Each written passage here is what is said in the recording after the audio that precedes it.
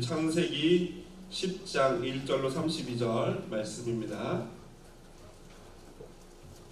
구약성경 11페이지, 12페이지에 있습니다. 창세기 10장 1절로 32절까지의 말씀인데요. 본문이 좀 길기 때문에 오늘은 12절까지만 성도님들과 함께 교독하도록 하겠습니다. 창세기 10장 1절부터 32절까지 말씀입니다. 읽는 것은 12절까지만 교독하겠습니다. 제가 먼저 1절 읽습니다. 노아의 아들 셈과 함과 야벳의 족보는 이러하니라. 홍수 후에 그들이 아들들을 낳았으니 야완과 두발과 메셋과 디라스요. 고멜의 아들은 아스그나스와 리밧과 도갈마요 기팀과 도단입니다. 이들로부터 여러 나라 백성으로 나뉘어서 각기 언어와 종족과 나라대로 바닷가의 땅에 머물렀더라. 구스와 미스라임과 붓과 가나안이요. 구스의 아들은 스바와 하윌라와 삽다와 라마와 삽드가요. 라마의 아들은 스바와 드단이며 그가 여호와 앞에서 용감한 사냥꾼이 되었으므로 속담에 이르기를 아무는 여호와 앞에 느부롯같이 용감한 사냥꾼이로다 하더라. 그래서 시작되었으며 그가 그 땅에서 아수르로 나아가 니느웨와 르호보들과 갈리와 및 니느웨와 갈라 사이에 레셀을 건설하였으니 이는 큰 성읍이라. 아멘. 오늘 시간 관계상 12절까지만 읽었는데요. 나중에 뒷부분도 한번 식사 후에 아니면 댁에 가셔서 읽어보시면 좋겠습니다.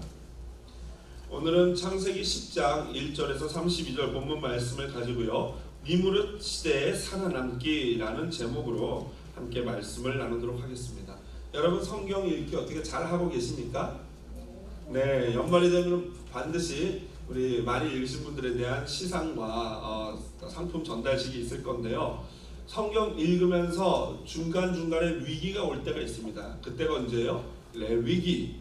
이런 거 만나면 참 힘들어집니다. 왜냐면 막 맨날 뭐 균은 어떻고 그거는 어떻고 뭐 어떻게 잡고 죽이고 피 흘리고 막 이런 얘기 나오면요. 읽다가 출애굽기까지는 상당히 재밌다가 그 뒤부터는 이제 많이 이제 힘들어지죠. 또 어려운 부분이 있다면 뭐예요? 누가 누굴 낳고 산부인과도 아닌데 계속 애를 낳습니다. 이게 많이 성경이 있는데 좀 지루하고 힘들고 아니 도대체 성경이 족보도 아닌데 이렇게 많이 이름을 올려서 힘들게 하는 이유가 뭔가 라고 생각했던 적이 한두 번이 아닙니다. 사실 설교자인 저도 설교하기 굉장히 힘든 본문이 바로 이러한 낳고 이런 거예요. 도대체 그 한 사람 한 사람 이름을 대가면서 다 그분에 대해서 소개할 수도 없고 그렇게 한 사람 한 사람을 다 소개할 만한 자료도 사실은 존재하지 않습니다. 몇몇 사람들에 대한 자료만 존재하지 나머지 이름들은 그냥 이름뿐인 경우도 많이 있거든요. 그렇다면 이 족보가 도대체 무슨 의미인가? 특별히 오늘 본문은 전체가 다 뭐예요? 족보예요. 바로 오늘 그날입니다. 자, 그러면 이 본문이 과연 우리에게 어떤 의미가 있을까? 사실 오늘 본문이요. 그동안은 사람들이 별로 중요시 않게 생각했는데 이 본문이 오늘 10장 1절부터 시작해서 11장 9절까지가 한 섹션이에요. 그러니까 오늘 32절로 10장이 끝나고 있지만 연결되는 것은 11장 9절까지고요. 사실 11장 1절부터 9절에 나와 있는 그 유명한 바벨탑 사건이 과연 이 족보보다 뒤에 있는 것인가? 그러니까 성경이 시간적인 순서로 족보를 먼저 족보를 얘기하고 그 다음에 바벨탑 사건을 기록한 것인가? 아니면 바벨탑 사건이 먼저인가? 라는 논란도 있어요. 사실은 어떻게 보면은 이 창세기 10장을 쭉 읽어보다 보면은 25절에 보면은 벨렉이라는 사람의 시대에 세상이 나뉘었다라는 기록을 통해서 아마도 바벨탑 사건이 이 족보의 한 중간 정도에 들어가는 있었던 사건이다라는 것을 우리가 예상할 수 있습니다. 그러니까 이 족보와 바벨탑 사건은 하나의 한 섹션을 이루는 콤보와도 같은 거예요.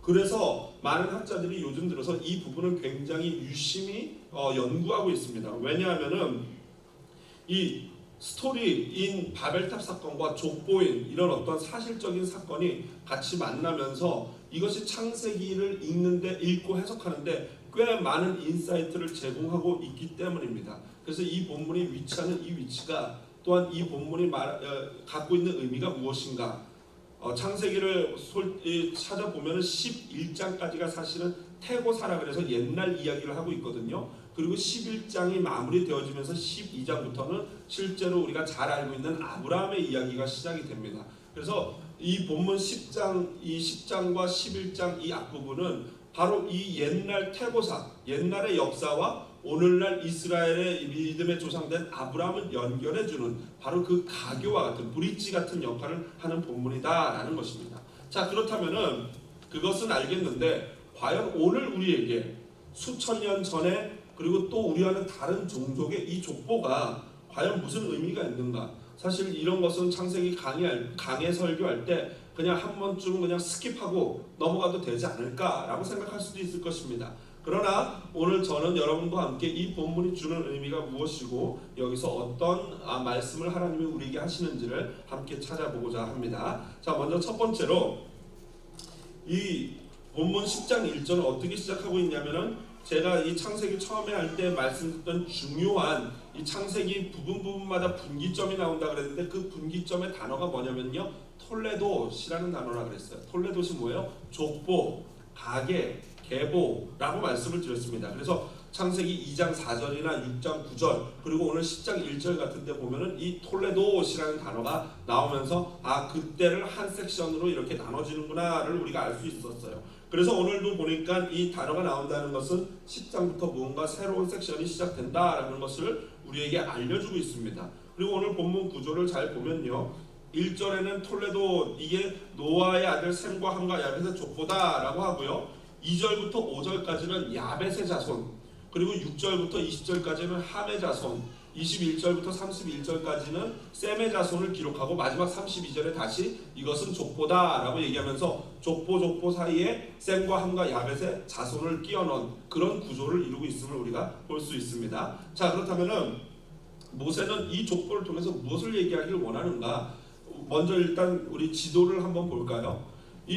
적어도 오늘 본문 10장에 나온 이 본문을 토대로 해서 셈과 함과 야벳에 세상으로 퍼져나간 분포도를 살펴보면요, 먼저 이렇게 이 가운데 이렇게 파랗게 올라온 바다가 무슨 바다예요? 홍해예요. 홍해. 그리고 저 옆에 이렇게 옆으로 퍼져 있는 바다가 지중해.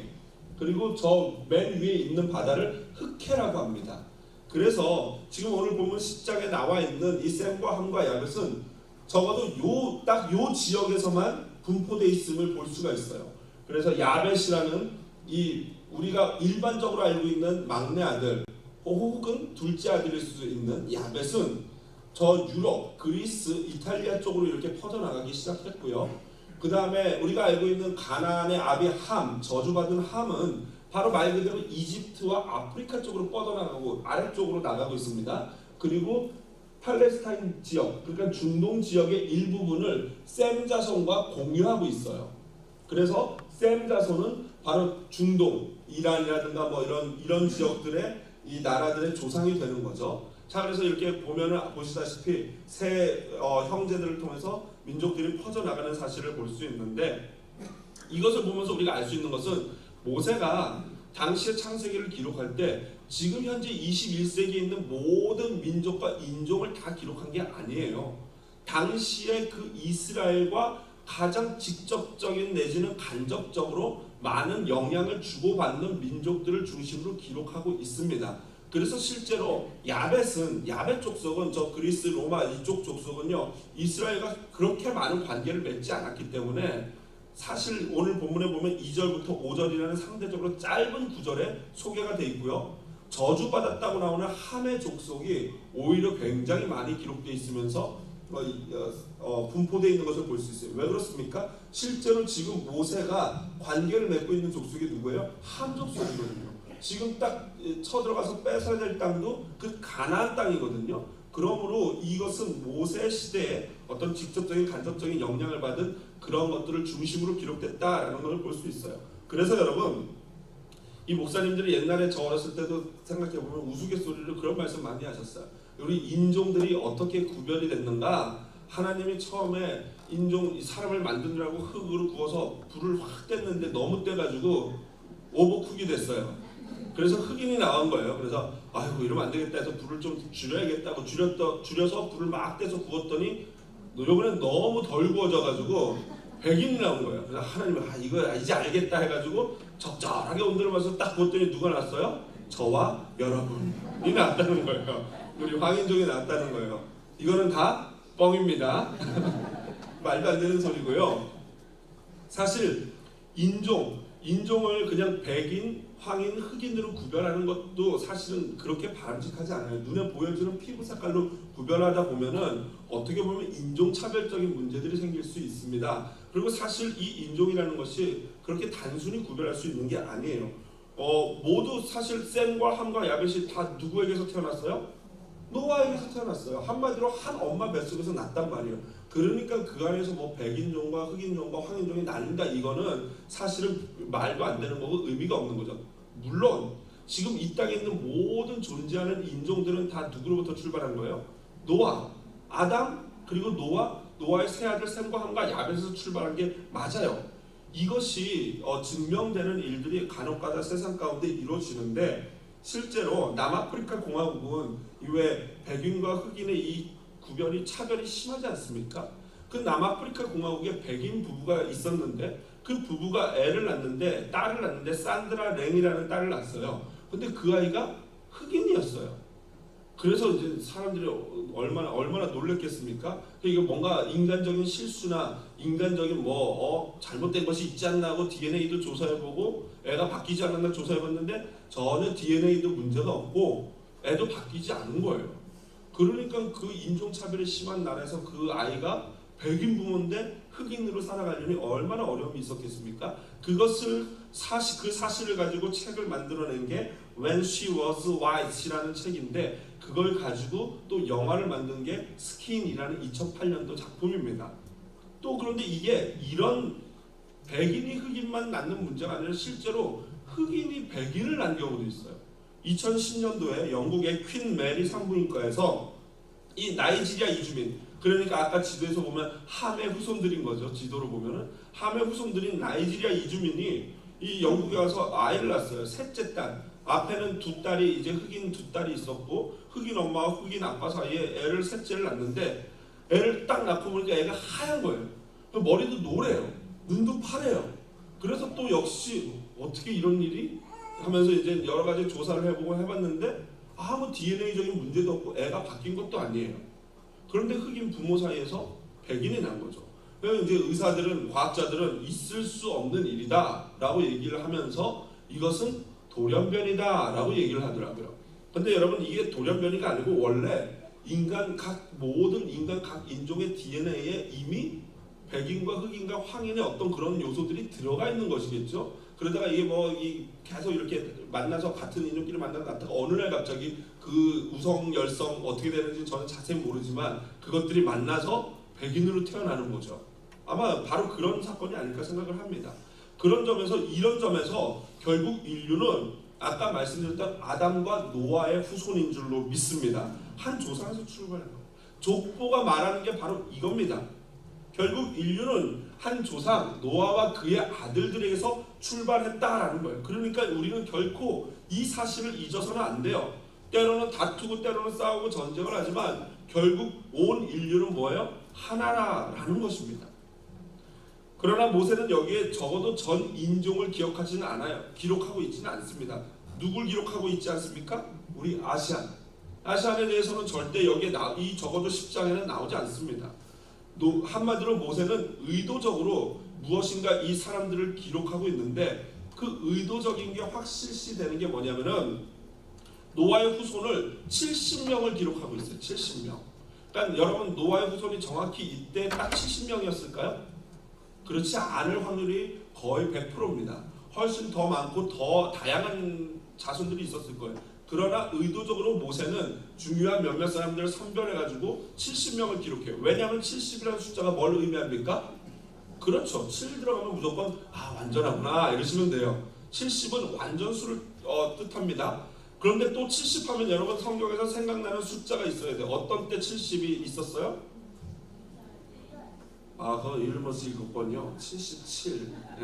네. 그 구약에서 보면은 야곱의 자녀들이 요셉을 찾아서 그 애굽으로 들어갈 때 그 숫자가 70명이었어요. 그 진짜 70이었는지 뭐 78인데 70이라고 그랬는데 77인데 70이라고 그랬는지 모르겠지만 그 70이라는 숫자는 완전수예요. 또 이스라엘의 장로들의 숫자가 몇 명이에요? 70명이에요. 그래서 여러분 이 구약 성경이 히브리어로 되어 있는데 이 히브리어 구약 성경을 이 신약 시대의 헬라어로 번역한 성경을 70인역이라 그러거든요. 왜 그럴까요?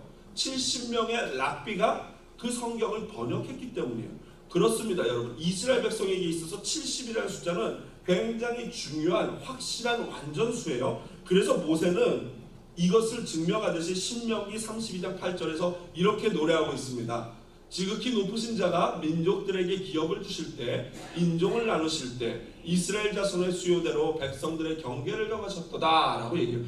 다시 말해서 이스라엘 자손을 70으로 나누는 것처럼 지금 이 노아의 후손을 의도적으로 70명의 숫자를 뽑아서 기록하고 있다라는 것을 증명해 주는 거예요. 그렇습니다, 여러분. 그러므로 그런 점에서 우리는 절대 우리 전 인류가 한 가족임을 잊어서는 안 됩니다. 그런 점에서 인종차별은 두말할 것도 없고요. 지나친 민족주의, 지나친 국수주의, 지나친 혈통주의는 사실 성경적으로 옳지 않습니다. 좀 더 넓고 좀 더 크게 봐야 돼요. 그러므로 여러분 인종을 구별할 때 이 생물학적인 형질에 따라서 구별하는 형질 인류학이라는 게 있습니다. 그게 뭡니까? 백인과 쉽게 말하면 백인과 황인과 흑인으로 구별하는 거예요. 코카서스 백인, 그리고 우리 몽골리안 황인, 그리고 니그로 흑인 이렇게 구별하는 거 참 딱 눈에 딱 구별이 되죠. 그러나 그게 결코 100% 옳은 것이 아니다라는 거예요. 아까도 말씀드렸지만 흑인 부모 사이에 백인도 나오고 백인 사이에 흑인도 나올 수 있어요. 의미가 없어요. 그러므로 이런 자연과학적인 생물학적인 접근보다는 문화적인 정치, 문화, 언어, 지리적인 요인들을 다 이렇게 총망라한 인문과학적인 접근이 오히려 더 옳다라고 봅니다. 물론 그 생물학적인 것도 반영이 돼야 되지만 사실은 인문과학적인 것이 더 옳아요. 그렇지 않으면 인간이 굉장히 째째해지고 협소해지고 편협해지기가 쉽습니다. 제가 이렇게 말은 잘하고 있지만 저도 한국에 있을 때 수영장에서 우리 아이들을 이 휴가 때 수영장에 데려가서 수영을 딱 하고 이 따뜻한 텁에 핫텁에 들어가서 이렇게 좋다 이러고 있는데 갑자기 그 호텔에 인도 사람들이 놀러 왔나 봐요. 근데 인도 사람들이 그렇게 까만 줄 몰랐어요. 벗고 수영복만 입고 딱 들어오는데 갑자기 제가 들어오면 안 되는 이런 생각이 들면서 왠지 물이 죄송합니다. 왠지 물이 들어질 것 같다는 잘못된 생각을 하게 되는 거예요. 그러면서 제 자신이 얼마나 당황스러웠는지 몰라요. 나름 그래도 명색이 목사인데 아니 사람을 그 색깔로 보면서 왠지 쟤네는 좀 미개하고 들어올 것 같다는 이런 편협한 생각에 사로잡히는 저를 보면서 얼마나 당황스러웠는지 모릅니다. 그러나 미국에 오니까 좀 더 이렇게 넓어지는 것 같아요. 뭐 맨날 보는 애들이 까만해, 노란애, 하얀애 뭐 이런 거 다 보니까요 좀 더 마음이 넓어집니다. 저는 그래서요 이 미국에 오면서부터 이미 각오를 했어요. 우리 애들이 지금 6명 아닙니까? 그 6명이 결혼을 하면은 여러분 6명 중에 1명 정도는 걸리지 않겠습니까? 분명히 걸릴 것 같아요. 그래서 제가 결단을 하기를 어떻게 결단했냐면은 남자애가 남자애만 데려오지 않으면 나는 오케이다 라고 결단했어요. 여자애가 여자애만 데려오지 않으면 나는 오케이. 뭐 그게 황인종이든 흑인종이든 까만 애든 하얀 애든 뭐 저기 동남아 애든 뭐 상관없이 그 아이가 사람만 착하고 하나님 잘 믿으면은 나는 무조건 오케이다라고 결정을 했습니다. 여러분도 그렇게 결단하실 때 마음에 상처가 없어요. 결단하시기 바랍니다. 어쨌든 하나님께서 온 우리 인류를 하나로 만들어 주시고 이 노아가 예언했던 그 예언에도 보면은 셈의 장막에 거한다라는 이런 표현이 그게 흑인이든 그 가난 함의 자손이든 아니면 야벳의 자손이든 모두 다 셈의 장막에 거한다는 것 자체가 뭐예요? 바로 예수 그리스도의 복음 안에 함께 거한다라는 그 의미인 줄로 믿습니다. 그래서 우리는 복음 안에서 예수 그리스도의 보혈로 하나예요. 그래서 여러분 서로 혈액형 물어보면서 A형, B형, 뭐 C형, C는 없고요. O형. 이니 뭐니 하면서 너는 어쩐지 그럴 줄 알았다 이러지 마세요. 우리의 보혈은 우리의 피는 뭐예요? 오직 예수형밖에 없는 줄로 믿습니다. 오직 예수형. 혈액 그렇다고 혈액을 아무거나 또 수혈 받으시면 안 되는 거죠. 혈액형은 비록 구별될지라도 우리는 예수 그리스도의 보혈이에요. 아멘입니까? 자, 그렇다면은 이렇게 인종과 상관없이 우리는 한 형제여 자매인 것을 이 족보를 통해서 우리가 보게 되는데, 그러나 또 족보에서 보여주는 게 있다면 그건 뭐냐면은 인종과 상관없이 나쁜 죄의 유전자가 강력하게 나타나는, 죄의 유전자라 그러면 오해하실 건데 원죄, 다시 말해서 원죄의 그 죄의 특성이 강력하게 나타나는 사람들이 존재했어요. 첫 번째로 아담의 첫 번째 아들 누구요? 카인이 그랬어요. 그리고 또 카인의 후손 중에 누가 그랬어요?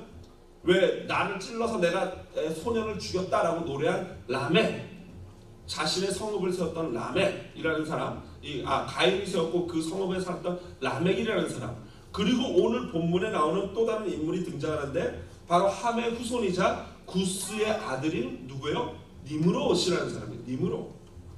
특별히 이 족보가 진행되는 가운데 8절부터 12절은 니므롯이라는 사람의 이야기를 삽입해서 집어넣고 있거든요. 굉장히 독특한 인물입니다. 먼저 니므롯은 보면은 어떻게 설명되냐면은 그는 세상의 첫 용사라라고 얘기하고 있고요. 이 옛날 성경을 보면은 그는 첫 영걸이다라고 표현되어 있을 거예요. 과연 그게 무슨 의미인가? 여기서 말하는 첫 영걸이라는 것은 그가 처음으로 인류 최초로 국가의 형태를 가진 공동체를 세웠음을 의미하는 거예요. 여러분, 국가의 3요소가 뭡니까? 국민, 주권, 영토 아닙니까?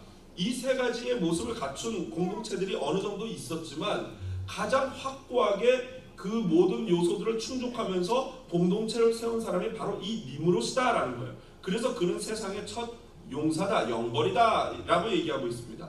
또한 이 영걸, 이 용사, 그는 첫 용사다라는 이 단어는 히브리어로 깃보르라는 단어인데요.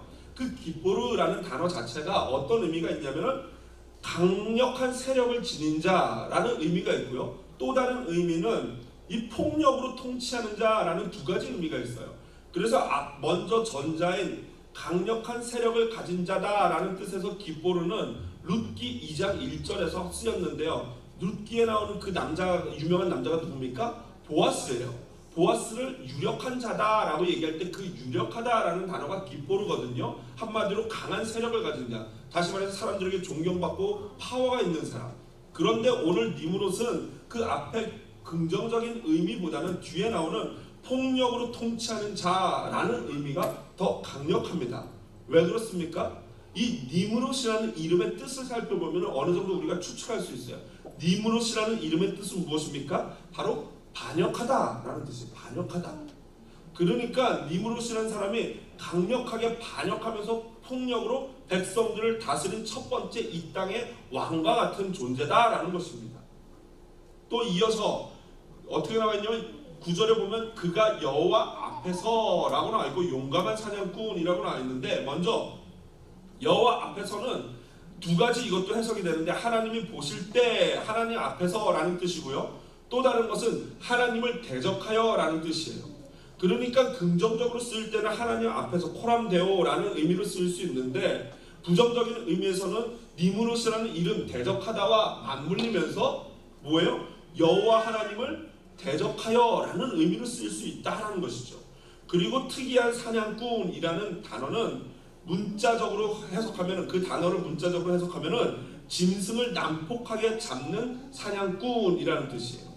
그러니까 계속해서 면밀하게 이 사이에 흐르는 니므롯을 표현하는 단어들을 보면은 결국에는 굉장히 부정적이고 난폭하고 힘을 가지고 지배하면서 하나님을 대적하는 그러한 악한 어떤 자의 대명사가 될 수 있는 것이죠. 그런 의미에서 이 특별히 난폭한 사냥꾼, 이거 특이한 사냥꾼은요, 전쟁 영웅을 가리킬 때 표현하기도 하는 단어예요. 그런 의미에서 결국에 이 모든 것들을 종합해 보면은 니므롯이라는 사람은 이 땅에서 나라라는 조직체를 최초로 건설한 아주 폭력적이고 강력한 힘을 가지고 통치하는, 하나님을 대적하는 사람이었다. 전쟁 광과도 같은 사람이었다라고 할 수 있는 거예요. 그래서 속담에 이르기를 9절 뒷부분에 보면은 아문은 여호와 앞에 니므롯같이 용감한 사냥꾼이다. 이거는 하나님을 대적하면서 굉장히 폭력으로 이 땅을 지배하는 그런 자다라는 표현입니다. 그래서 이거를 우리가 좀 이렇게 대입해 보면은 김정은은 여호와 앞에 니무롯 같은 용감한 사냥꾼이다, 이렇게 속담으로 표현할 수 있는 거예요. 푸틴은 여호와 앞에 니무롯 같은 사냥꾼이다, 이런 표현을 할 수 있다라는 것이죠. 자, 그렇습니다. 하나님은 홍수를 통해서 분명히 전 인류를 심판하시고 한꺼번에 확 쓸어버리셨어요. 그런데 여러분, 그 홍수가 인간 마음 가운데 있는 죄까지도 쓸어버렸나요? 그렇지 않다라고 말씀드렸어요. 여전히 그 원죄는 인간의 마음 가운데 남아서 노아가 범죄하게 되고요, 그 다음에 노아 때문에 노아의 아들 함도 범죄하게 되고, 함 덕분에 그 가나안이 저주를 받고, 더 나아가서 오늘 그 함의 족속 가운데 니무롯이라는 걸출한 인물이 나오게 됐다라는 것입니다. 그렇습니다. 이처럼 세상은요, 바로 이런 힘의 원리가 지배하는 세상이 되어버렸어요. 여러분, 일주일 동안 사시면서 어떤 느낌을 받았습니까? 성실히 열심히 살면 그 달콤한 열매의 대가를 내가 고스란히 받습니까? 받기도 하지만 또 그렇지도 않아요. 가만히 주변을 살펴보면은 불법하고 편법하고 약삭빠르게 온갖 법을 다 이렇게 사사사사 피해가는 사람이 오히려 나보다 훨씬 잘 살고 잘 살 때가 있어요. 그런 걸 볼 때 여러분, 우리 마음이 어떻습니까? 또 힘이 있어가지고 강력한 힘을 가지고 자기 독재적으로 무엇인가를 하는 사람이 오히려 자기 재산들과 이 자기 영토를 더욱더 넓히는 것을 우리가 목격하게 됩니다. 그런 세상 가운데 우리 그리스도인들은 참으로 초라합니다. 과연 이 세상 가운데 힘의 원리가 지배하고 니무롯과 같은 사람들이 득세하는 이 세상에서 과연 우리 그리스도인들은 어떻게 살아남을 수 있을까? 어떻게 살아가야 될까? 그 해답이 오늘 성경에 나와 있습니다. 그 해답은 바로 셈의 후손을 잠깐 살펴보면 알 수 있습니다. 21절 한번 다 같이 한번 10장 창세기 10장 21절 한 목소리로 읽어보겠습니다. 시작.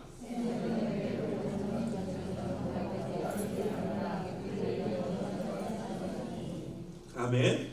오늘 셈은요, 에벨 온 자손의 조상이다라고 나오는데요. 사실 에벨은 이 셈의 몇 대에 걸친 후대거든요. 그러니까 손자이긴 한데 꽤 몇 대 넘어가는 손자란 말이에요. 그런데 셈과 에벨이 바로 오늘 연결이 됩니다. 자, 에벨은 그 이름의 뜻이 무엇입니까? 바로 건너온 자, 건넌 자라는 뜻이에요. 그리고 이 에벨이라는 단어가 나중에는 히브리 민족이라고 하는 그 의미와 동일하게 사용되는 것입니다. 곧 에벨이 이스라엘 민족의 조상인 것입니다. 그렇기 때문에 이 에벨은 건너온 자, 건넌 자라는 뜻을 가지고 있고, 건너온 자, 건넌 자라는 그 이미지를 생각하면 누가 생각납니까? 바로 유프라테스 강을 건너왔던 이스라엘의 직접적인 믿음의 조상된 아브라함이 생각나는 거예요. 바로 아브라함이 유프라테스 강을 건넌 그 이미지가 지금 모세에게 있는 것이고, 그것이 바로 에벨이라는 이름과 어떻게 되는 거예요? 연결이 되고 있는 거예요. 그렇습니다. 이것이 바로 니무롯 시대에 우리 셈의 후손들이 살아갈 수 있는, 경건한 자손들이 살아갈 수 있는 방법이에요. 뭡니까? 아브라함이 무엇을 따라서 강을 건넜어요? 말씀을 따라서 건넜습니다. 이 니무롯 시대에 살아갈 수 있는 유일한 방법이 있다면 하나님의 말씀을 따라 사는 것인 줄로 믿습니다. 여러분, 지난 한 주가 어땠습니까? 살다 보면요, 여러분 미국 생활 아시지 않습니까? 왜 이렇게 페이만 하는 날은 빨리 돌아오는지 모르겠습니다. 그죠? 한 달이 똑같은데 페이만 하는 날은 그렇게 아주 그냥, 죄송합니다만 좀 과격한 표현을 미친 속도로 달려와요. 그런데 또 제가 저만 그런 줄 알았더니 또 자기 비즈니스를 하시는 분들은 또 그런 말을 하더라고요. 왜 이렇게 월급 주는 날이 빨리 오냐고요. 그러니까 주인들 입장에서는요, 이걸 막 돈을 해가지고 이 직원들 월급 주면 이게 진짜 휴 하고 살았다라는 한숨이 나온다고 합니다. 그 월급 받는 사람들은 왜 이렇게 월급날이 안 오는 거야, 돈 내는 날은 빨리 오고 월급날은 왜 이렇게 안 오는 거야 하는데, 그게 모두 다 이렇게 맞물려서 돌아가는 것 같아요. 자, 그러면 목사인 저는 어떨 것 같습니까? 저는 둘 다예요. 교회에서 월급도 받고 또 우리 직원들, 우리 또 부교육자들 월급 드려야 되기 때문에 그러니까 정신없이 마구마구 돌아가는 것이죠. 자, 그런 가운데 우리는 과연 어떻게 살아야지만 이 힘든 세상을 견뎌낼 수 있을까요? 지난 주 중에 보니까 이 세상에 굉장히 많은 일이 있었는데요.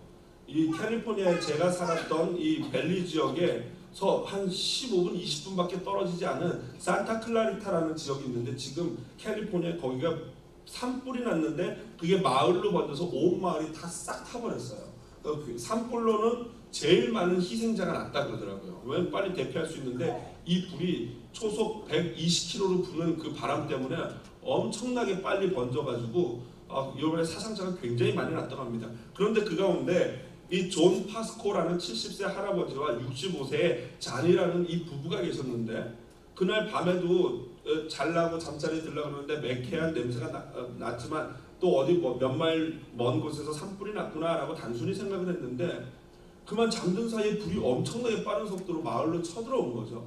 그래서 이제 딸이 전화를 해가지고 엄마 아빠 빨리 지금 일어나시라고 빨리 피하시라고 전화가 와서 일어나서 부랴부랴 급하게 해서 차를 타고 나왔는데 이미 늦었어요.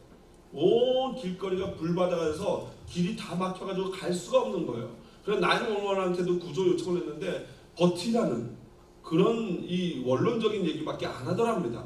이 두 분이 어떻게 할까 하다가 막 이걸 막 헤매다가 이웃집에 수영장을 발견했어요.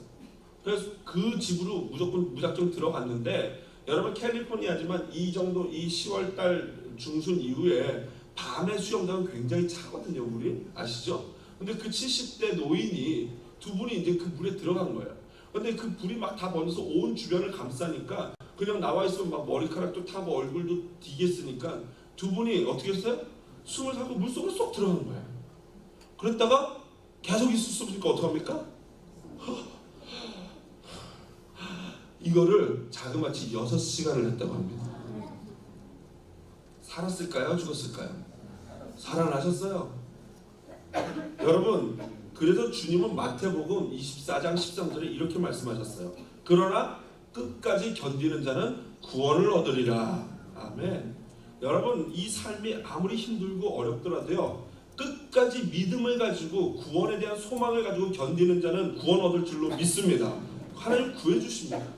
저도요 지금은 안 그렇지만 이 얼바인에 있을 때 처음은 굉장히 찬란하고 좋았어요. 한국에서 모든 전세금 빼가지고 어카운트에 돈이 빵빵하게 있어가지고 배 딱 두드리면서 아유 좋다 이러면서 있었는데요. 이 미국세가 여러분 아까도 아시다시피 맨날 이 곶감 하나씩 이 빼먹는 게 장난이 아니잖아요. 특히 한 달에 렌트비 이 집세 나가는 게 한국 살다 보니까 장난이 아니더라고요.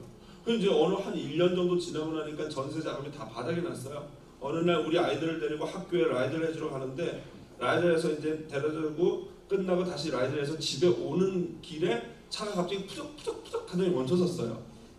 가스가 다 됐구나. 그러니까 가스가 제로예요. 그래서 이제 그 애들 옆집 애까지 하나 있었거든요. 그래서 애 3명을 이끌고 그 더운 여름에 길을 걸어서 우리 여기에는 세이프웨이가 있잖아요. 거기는 랄프스라는 데가 있는데 랄프스에 가가지고 이제 가스를 사야 되면 또 통이 필요하잖아요.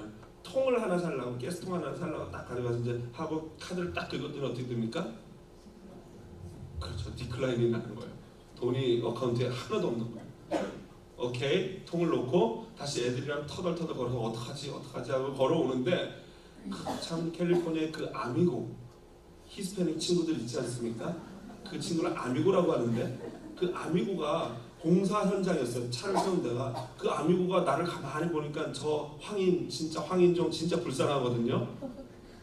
그러더니 자기가 공사하고 있는 판에서 그 왜 기계 부르릉 돌리는 기계에다 넣는 가스 한 통을 딱 들고 오더니 너 기름 없지? 가스 없지? 하더니 제 차에다 확 넣어주는 거예요.